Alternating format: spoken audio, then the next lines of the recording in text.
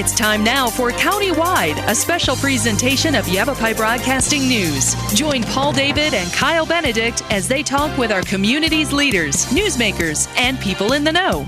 You'll hear about the hot topics that affect all our lives in Yavapai County. And now here's today's Countywide.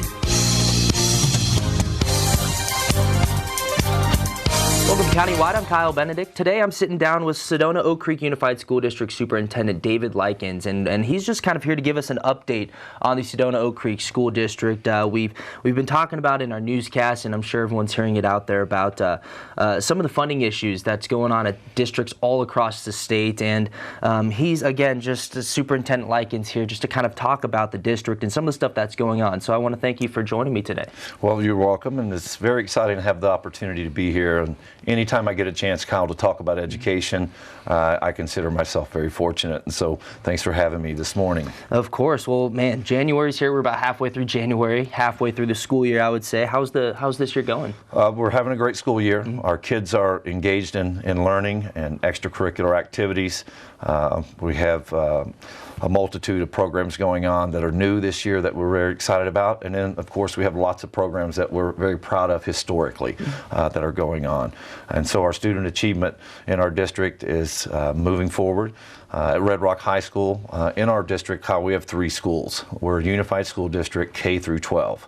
And so we have 3 different school sites. Red Rock High School is a comprehensive high school, 9 through 12. And that serves about 435 students right now. And then we have the West Sedona Elementary School, which serves K through 8 population, and that's in the West Sedona area, and they have about 390 students. And then out in the village of Oak Creek, we have the Big Park Community School, and currently they're serving about 258 students at that site. And so together we have about 1,150 students. Our district is unique in the standpoint that it sits in the middle of 2 counties. Part of our school district boundary is in Coconino County, and the other majority part of it is in Yavapai County. And so historically, 23 years ago, there was not a Sedona Oak Creek Unified School District. And so the students in 8th grade or below who lived in Yavapai County belonged to the Cottonwood Oak Creek School District. The students who lived in Coconino County, although they might live right across the street, they were part of the Flagstaff Unified School District. And at the high school, the same thing. High school age kids went to Mingus, and the high school age kids in Coconino went up to Flag. So their buddy across the street, they went to 2 different places. And so 23, 24 years ago, that community decided we want our own school district, which is pretty amazing because the average age in Sedona is the multitude of the people, the higher percentages is adults who've already had their children and they're a little bit older, but they thought it was important for the community. And so they changed legislation, and that's why our district is called a joint school district, because it was joined between Coconino and Yavapai, Flag and Cottonwood, and made the Sedona Oak Creek Joint Unified School District in 1992. Wow, I'll tell you what, I'm sure some of those kids who live across the street in Coconino County are happy they don't have to bus all the way up to Flagstaff every day. And I'm sure their parents are too. Yeah.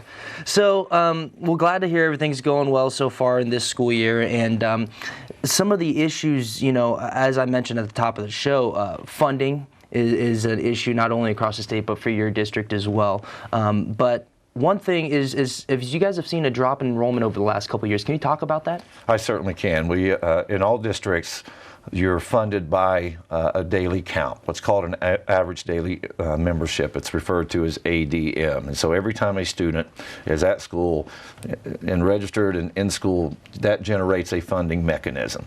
And so all public schools are funded basically in their maintenance and operation budget by how many students attend their schools and what their attendance rates are. And then, of course, it gets much more complicated than that, because depending upon the type of student, if they're an English language learner, there's an extra weight, so you get a little more money because you need special programs. If it's a student with handicapping conditions or special education, if it's severe, you'll get a multiplying factor to offset some of those additional costs. And so it's much more complicated than just total number of kids, but you are generated by your number of students is how you generate your budget and your capacity. And so in the Sedona Oak Creek Unified School District, our district peaked in about 2005 and 2006. It had 1,433 students.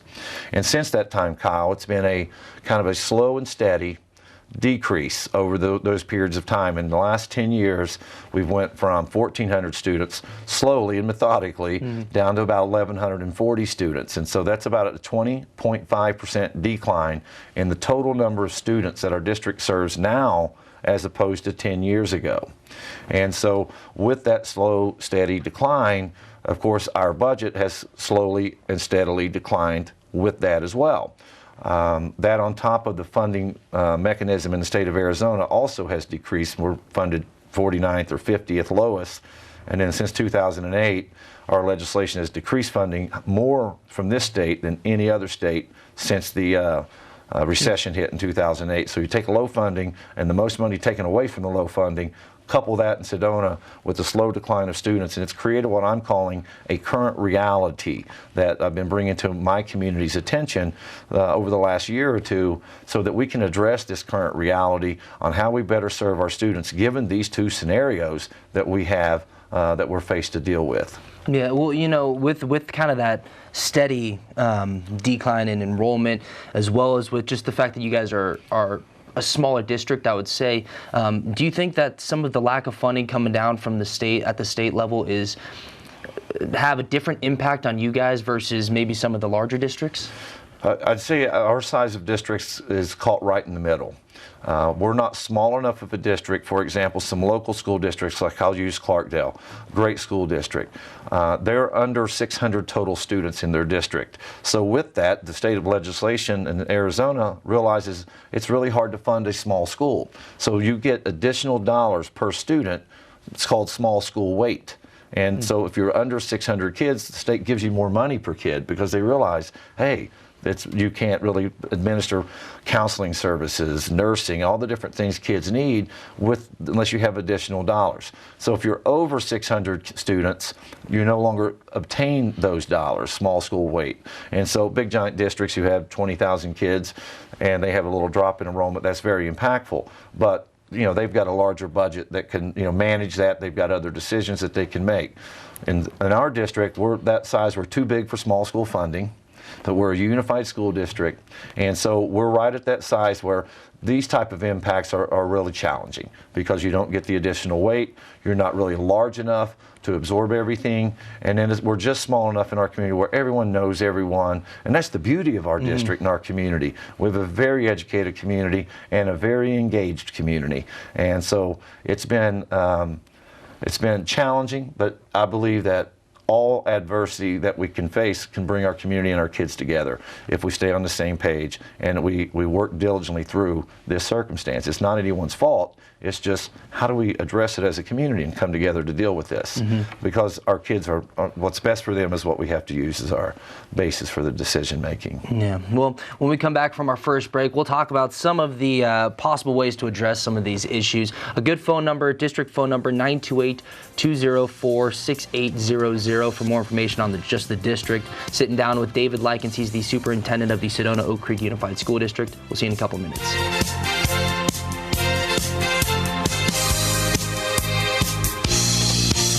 Let me ask you a question.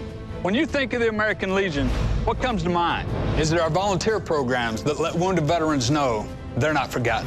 I'm here to make sure our heroes know their sacrifice is not forgotten. I am the American Legion. For nearly 100 years, the American Legion has been our nation's leading advocate for veterans and their families. I am the American Legion. This is today's American Legion. To learn more, visit legion.org.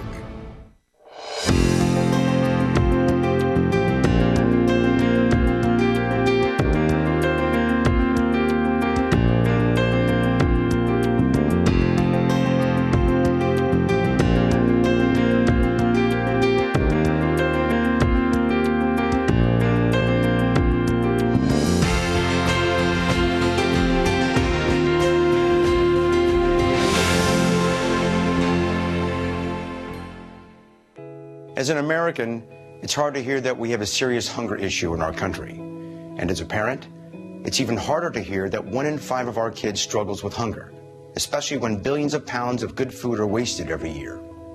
Feeding America is a nationwide network of food banks that helps provide billions of meals to families in need right in your community. Visit feedingamerica.org to support Feeding America and your local food bank. Together we can solve hunger. Together, we're Feeding America. How are your girls? Stacy's good. Maggie, she's just gotten so angry. I don't know any of her new friends. And we found out she's gotten into drugs. It's probably just a phase. Most people don't know what to say about drugs. Yeah, she'll outgrow it. But we do. Visit us at drugfree.org.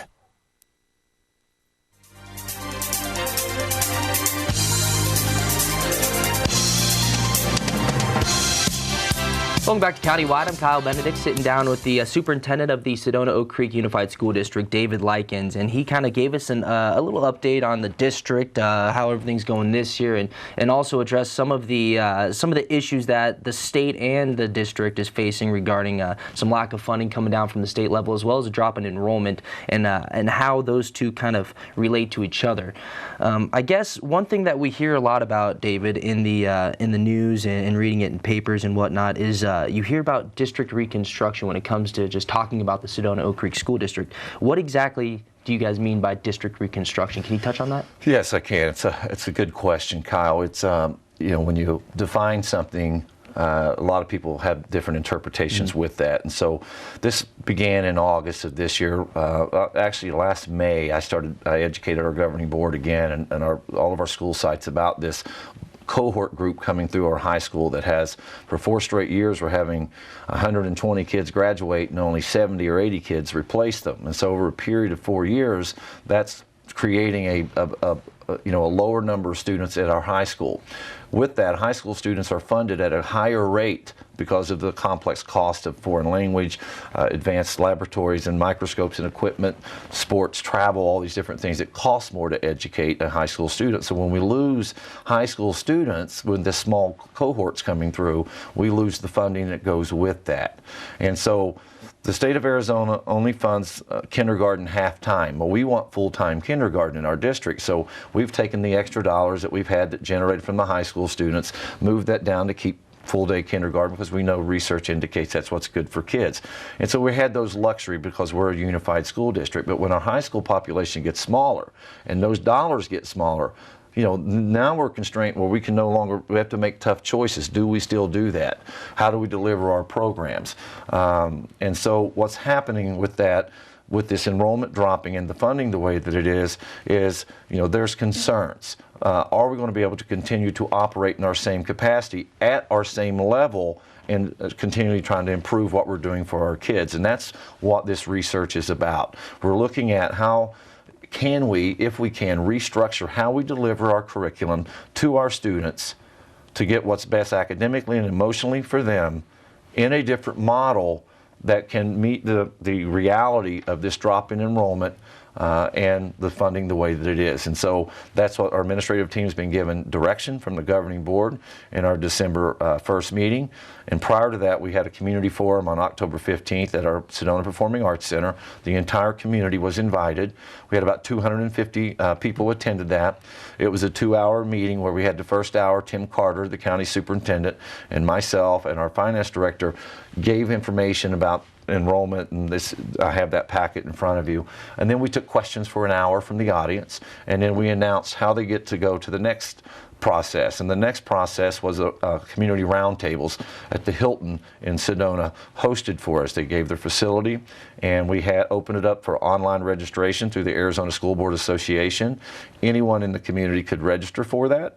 And we were looking for a balanced number of parents, a balanced number of employees, a balanced number of business and residents, business owner and residents, and balanced number of students, board members, and administrators. So we were shooting for 100. We had 85 that registered, and we spent pretty much a full day on a Saturday, and we kind of rolled up our sleeves and looked at all kinds of different scenarios. And what came out of that was the community feedback was, hey, let's look at potentially how we can restructure some things. How do we market our schools? and how do we look at all of our costs, including administrative costs as well. And so that was presented by the Arizona School Board Association to our board, and our board then gave direction to me as the superintendent to come back to actually tonight's the board meeting and bring some potential research-based scenarios, bring research, bring some different models that they could start looking at so that we could start, finding down what that means. And restructuring could mean lots of things. For example, our high school, it's currently, I mentioned, a 9 through 12 high school. How can they restructure how they're delivering their curriculum so that as they have less students come through, with less students, of course, you need less staff to work with them because the budgets are correlated. But how do we not lose offerings for our students and deliver all these different programs when you may have to have less staff to do that? So how do you restructure your block schedule, your 6-day period? Are you going to do a 7-day period? Does teachers teach an extra half a period? Do you look at having a modified A-B schedule where they take one class on one day and another class on Tuesday, like in college? And so that's what our administrative team at the high school, as well as their teachers, are working on, and they bring that back to our admin team, which I have a meeting at 9:30 this morning, and we all move that together, and we take that and present to the board, and the board will give us direction again, and then that feedback goes back into our buildings where our leadership teams, our principals, work again and bring it back. So we have a nice system where we're communicating. We've already been out in our public and communicated, and now we're doing internal processes. So tonight we'll be presenting different types of research and scenarios for our board to think about and for our administrators to vet with our board. Then we're going to have some work sessions, which gives us an opportunity for the board and the administrators to roll up their sleeve, sit at the same table, proverbially, not up at the, where they can actually work together, ask questions in a board work session. We're going to have 3 of those, one in January, one in February, and one in March. It's 3 extra work sessions with our administrators and our board so that we can, work together, plus have our regular board meetings where we have community input and those type of pieces too. So we're adding an extra layer each month so that we can get as many meetings in, as many community input processes as we can, because this is something that impacts our entire community. Mm-hmm. Yeah, and with kind of that smaller community, you mentioned that the amount of community, I guess, involvement and their input at these meetings and these round tables and all that stuff is just kind of everything you guys are taking into consideration. When you have multiple schools, I imagine there's just an endless amount of ways that are ideas that are out there. One thing that has kind of been talked about, and I think it's just, I don't know if it's just maybe this one school, and I don't know if anything's been done for sure, but Big Park Community School, there's been a lot of talk around that and maybe getting rid of some grades at that school. Can you address that? Yeah, there's been zero formal communication about any of those things, and the rumor mill runs rampant in certain parts of our community, maybe at a higher rate than other parts of our community. I don't know if that's an exact science, but what we have seen is a larger vocal participants from the village of Oak Creek, where Big Park Community School is, and where they have come with the concept or the idea that maybe their school would be they're the most vulnerable. I don't know why that's the thought process. But my only speculation would be that maybe because they have had a recent drop in enrollment, and they're the smallest school, and so maybe those are the things in their head. I don't know. Because like I said, we're looking at how do we restructure our entire delivery all across our district. And so whenever you look at the last slide that I used, Kyle, was that we know that our enrollment has changed. That's the 10-year slide.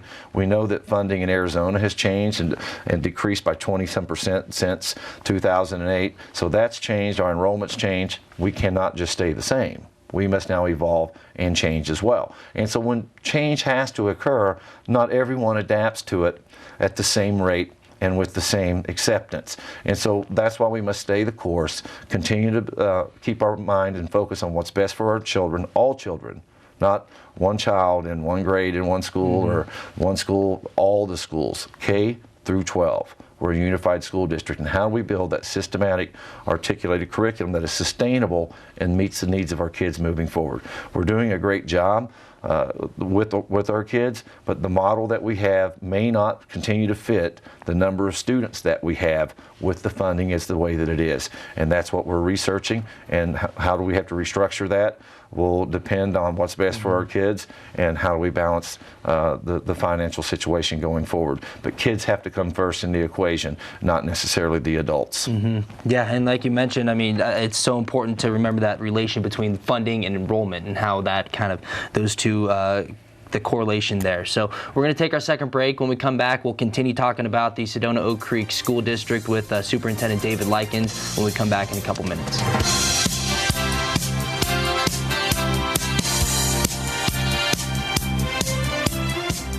Make me wear my bike helmet.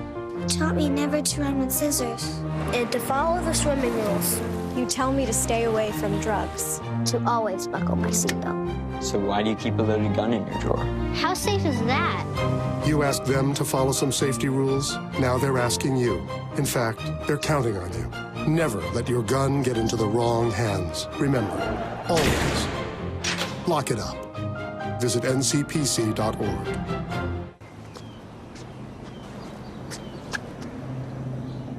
Here is my handle and here is my spout.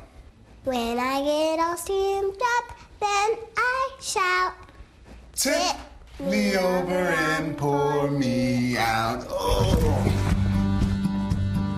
The smallest moments can have the biggest impact on a child's life. Cheers.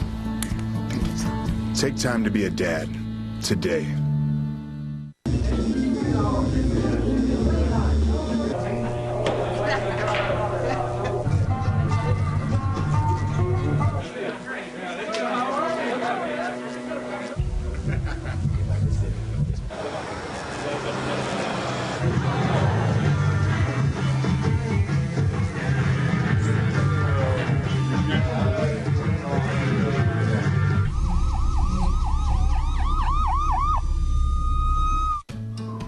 You wouldn't let money just blow out of your house.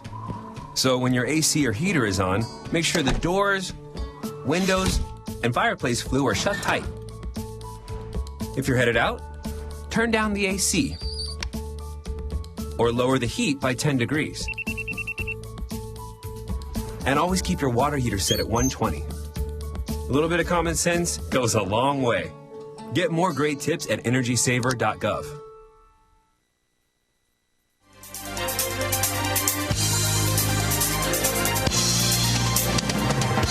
Welcome back to Countywide. Sitting down with Superintendent of the Sedona Oak Creek Unified School District, David Likens. He gave us an update on the district. We talk about some of the issues facing the district and really just school districts across the state.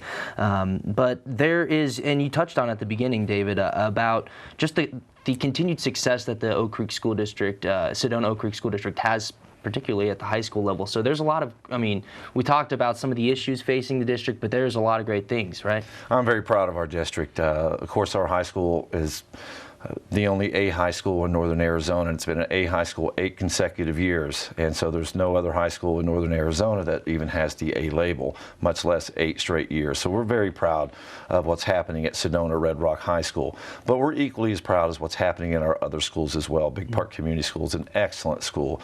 They have a premier K-2 multi-age program that's sponsored and research-based out of NAU that does an amazing job. And our West Sedona Community School, they're vibrant arts programs. They have a STEM focus, engineering and robotics program that just finished second in the state in the competition. So our kids are getting their needs met. And our challenges in our district is how do we continue to do that when we know that our funding formula and our enrollment pattern is moving in this direction? How do we stay out in front of that? How do we stay proactive to keep continuing those programs to our children who deserve not only the best we can offer, but the hardest that we can work? And so we're faced with a challenge. And I've always looked, Kyle, as a challenge as an opportunity for success. And that's how I'm approaching this. I have utmost confidence in my governing board, and I have the utmost confidence in our community in Sedona. I've been in that community for 17 years working for the Sedona Oak Creek Unified School District, and I've seen amazing things from our community. I've seen them come together after an override and raise money and call it a miracle. We save teachers' positions. I've seen philanthropic efforts. Whenever you have a community whose average age is 59 or 60 and they're still passing local overrides for your school kids, that means they're very actively engaged and involved in what's going on because they understand the importance of education. We have a wealth of knowledge in Sedona. Our teachers, our administrators, and with our board and our community's input, we're going to navigate these challenges. And like I said, they're opportunities for us. And so we have to seize those because our kids are counting on us. Great. Well, opportunities, you mentioned kids come first and all that great stuff. So I want to thank you for coming in and talking about it today. And good luck at the meeting this evening and all the ones moving forward. I'm looking forward to it. Yeah, thank you. Well, that's going to do it today for us on Countywide. Again, more information, 204-6800 for the Sedona Oak Creek School District. This is Countywide. We'll see you next time.